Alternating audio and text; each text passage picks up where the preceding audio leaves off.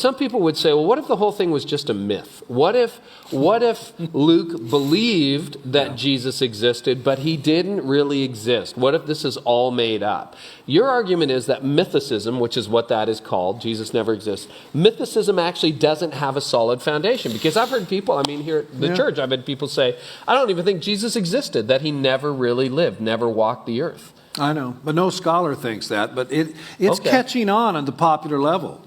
A growing percentage of people in the UK have bought into this nonsense that, there was no Jesus. Somebody just made that up. So why would they buy into that? Well, why is that view spreading?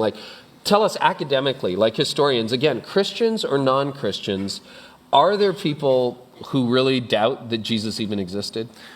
Well, no scholar doubts that, but the mythicists are mostly cranks, and they're online in the blogosphere. However, there is one mythicist named Richard Carrier who has a PhD in history, so he's unique.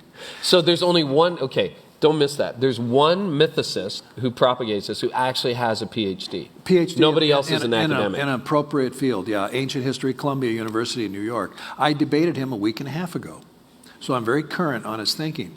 And even he is having a crisis of faith. He's thinking, golly, Jesus might exist after all. And I had a great debate with him. And where I hammered away was Galatians 1 and 2.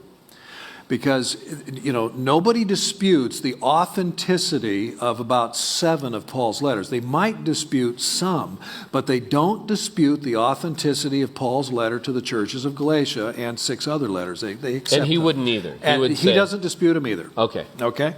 Well, in Galatians chapters 1 and 2, it's all narrative about Paul's relationship with the pillars of the church. Paul, remember, was not one of the original 12. Mm-hmm. And so some said, what kind of apostle are you? You weren't one of the original 12. You didn't know Jesus during his ministry. And so Paul is debating with this. And it has to do with Gentiles and Jews they're all Christians sitting down together in fellowship, eating the same food and so on. To us, that's not strange, but that was a big deal then. And so anyway, in talking about this dispute, Paul says, I spoke to Peter and I spoke to John. Now, these are 2 of the most important original 12 disciples. Peter, number 1, John, a close second. He knew them personally, okay? These are disciples of Jesus. They're not disciples of a myth. They're disciples of a real person. But this is even better. He goes on to talk about Jesus' brother James. Paul has not heard of James. He's met him. He knows him. Bart Ehrman wrote a book, Bart Ehrman the skeptic, called Did Jesus Exist? He was misrepresented in a recent Maclean's. Mm-hmm. Bart Ehrman wrote a book, Did Jesus Exist? And he concluded 100% yes, there was a historical Jesus. He has debated Richard Carrier. And what I like, take this home with you, this is Bart Ehrman, this is not Billy Graham, it's not the Pope, it's Bart Ehrman, the skeptic. He says, if Jesus didn't exist, you'd think his brother James would have known that. Absolutely. Bart and I are actually friends. We've debated several times. Yes, we have differences of opinion on important topics.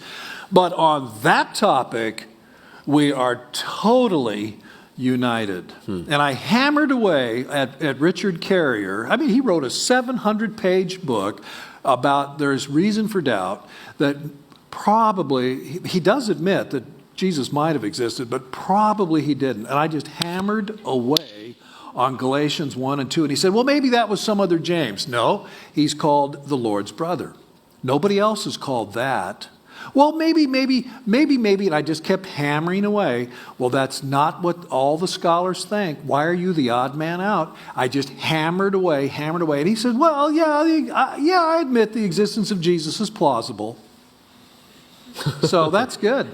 Yeah. We're getting somewhere. One or 2 more debates. And he's the only academic. And he's the only one with a PhD in history. Yeah. So